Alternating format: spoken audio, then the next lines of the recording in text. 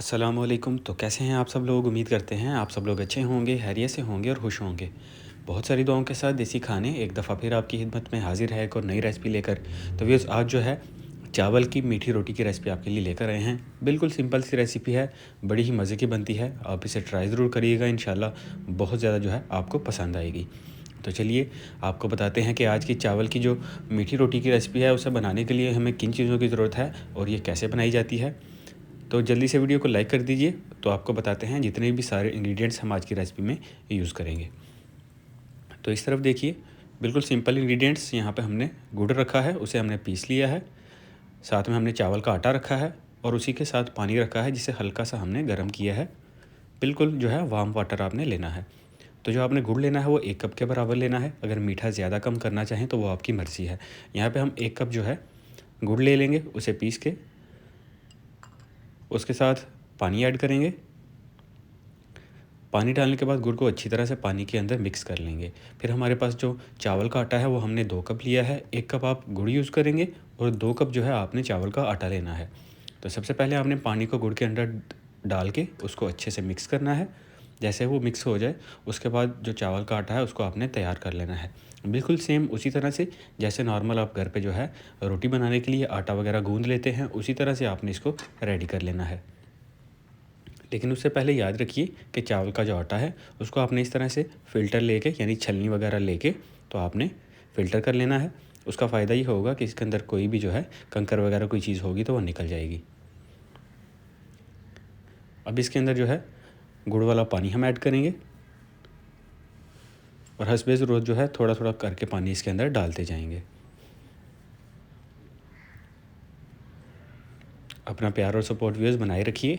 आप ही की सपोर्ट से आगे बढ़ते रहेंगे, मज़ीद आपके लिए ऐसी ही आसान रेसिपीज़ लेकर आते रहेंगे। रेसिपी के बारे में कोई भी सवाल हो हमेशा कमेंट सेक्शन में आप हमसे पूछ लिया करें।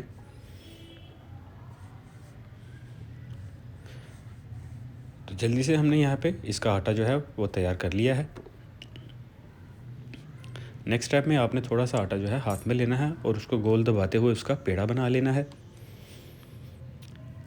पेड़ा बनाने के बाद इस तरह से आपने थोड़ा सा नीचे जो है चावल का आटा डाल देना है ताकि ये नीचे चिपक ना जाए। फिर हाथों से दबाते हुए थोड़ा सा रोटी को आपने बड़ा कर लेना है। फिर दोबारा थोड़ा सा इसके ऊपर आप डालेंगे चावल का आटा और ऊपर इसके प्लास्टिक पेपर लगा के जैसे रोटी को बेल लेते हैं, बिल्कुल उसी तरह से इसको भी बेल के आपने स्प्रेड कर लेना है, यानी कि फैला लेना है। मैं भी आपको दिखाता हूँ। ये देखिए, हमने ऊपर प्लास्टिक शीट रख दी है। बेलते हुए इसका साइज़ जो है वो थोड़ा बड़ा कर लेंगे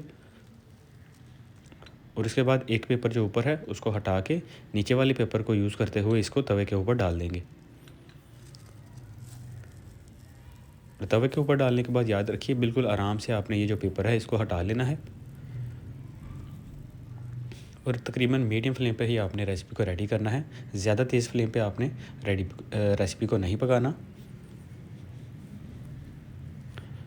तो कुछ देर एक साइड को पकाने के बाद आपने उसको टर्न कर देना है और फिर आपने डालना है कुकिंग ऑयल। कुछ लोग यहाँ पे जो है देसी घी भी यूज़ करते हैं।